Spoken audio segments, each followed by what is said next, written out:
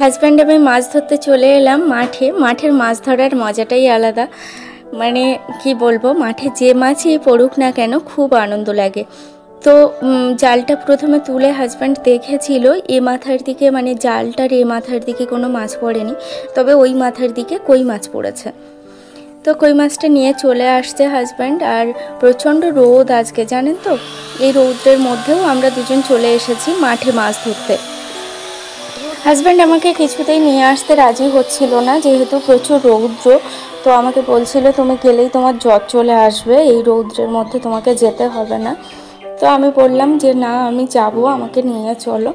তো নিয়ে এলো। আর দেখুন সেই কই মাছটা জালে বেঁধেছে, একদম জ্যান্ত আছে।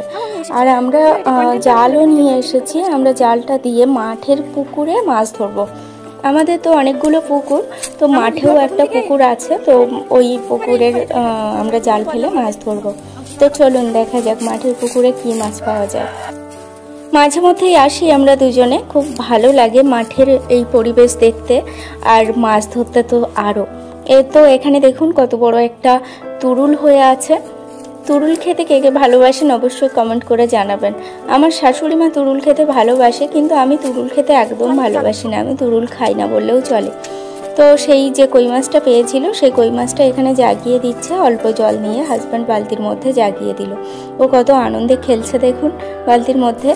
আর এখানে দেখুন ওই কত বড় কলার কাঁদি পুকুর পাড়ে। তো এটাও পাকা কলা, মানে পাকিয়েই খাওয়া হয়, এই কলাটা কাঁচা খাওয়া যায় না।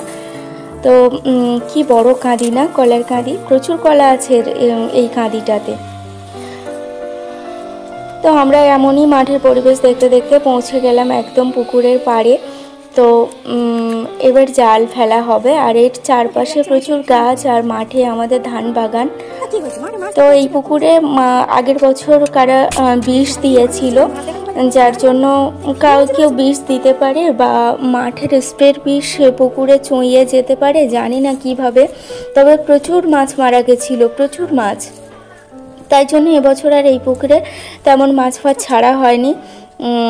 মাছ নেই বললেও চলে, মানে মাছ আছে, তবে সেইভাবে মাছ ছাড়া হয়নি। আগেরবার যেমন হাঁড়ি ধরে মাছ ছাড়া হয়েছিল। আর এখানে দেখুন এটা আমাদের ধান বাগান। আর আমি স্নান করার পরেই চলে এসেছি। আর যেহেতু মাঠে, আর তার উপর দুপুরবেলা, তাই আমি চুলটা ছাড়লাম না, চুলটা ভিজে তাও বেঁধে রেখেছি। মাঠের মধ্যে তো চুল ছাড়লে জানি না কিছু হয় কিনা, তবু আমার একটু ভয় ভয় লাগে, তাই জন্য আমি চুলটা ছাড়িনি। আর এখানে হাজব্যান্ড এবার জাল ফেলবে, দেখা যাক কী মাছ পড়ে। মানে অন্য বছরের মতো অত মাছ পুকুরে ছাড়া হয়নি, তবে মাছ